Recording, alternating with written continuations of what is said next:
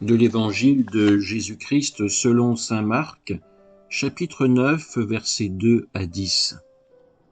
En ce temps-là, Jésus prit avec lui Pierre, Jacques et Jean, et les emmena, eux seuls, à l'écart sur une haute montagne. Et il fut transfiguré devant eux. Ses vêtements devinrent resplendissants, d'une blancheur telle que personne sur terre ne peut obtenir une blancheur pareille.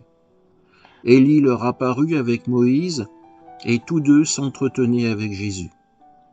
Pierre alors prend la parole et dit à Jésus, « Rabbi, il est bon que nous soyons ici. Dressons donc 3 tentes, une pour toi, une pour Moïse et une pour Élie. » De fait, Pierre ne savait que dire, tant leur frayeur était grande. Survint une nuée qui les couvrait de son ombre, et de la nuée une voix se fit entendre. « Celui-ci est mon fils bien-aimé, écoutez-le. » Soudain, regardant tout autour, ils ne virent plus que Jésus seul avec eux. Ils descendirent de la montagne, et Jésus leur ordonna de ne rien raconter à personne de ce qu'ils avaient vu, avant que le Fils de l'homme soit ressuscité d'entre les morts.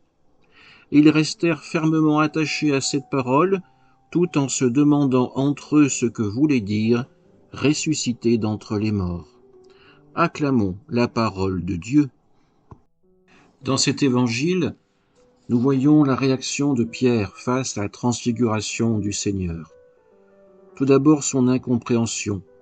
Il parle, mais il ne sait pas réellement ce qu'il est en train de dire. Il parle pour camoufler sa surprise, le fait qu'il ne comprenne pas vraiment ce qui se passe devant lui. Et ensuite, nous avons la conclusion de ce passage de l'Évangile.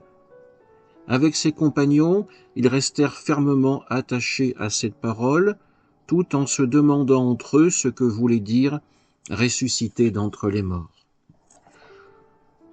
Nous sommes les croyants de 2024, et pourtant nous réagissons bien souvent comme Pierre l'a fait il y a plus de 2000 ans.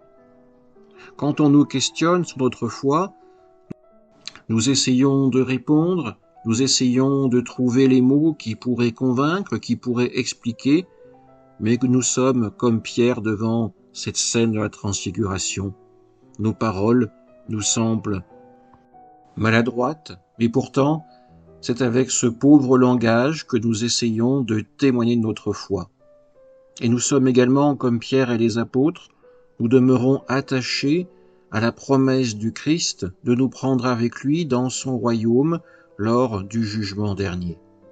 Oui, nous ne sommes peut-être pas plus habiles que Pierre, mais notre foi est comme la sienne, une foi pleine d'espérance en l'amour de Dieu et surtout pleine de confiance. Amen.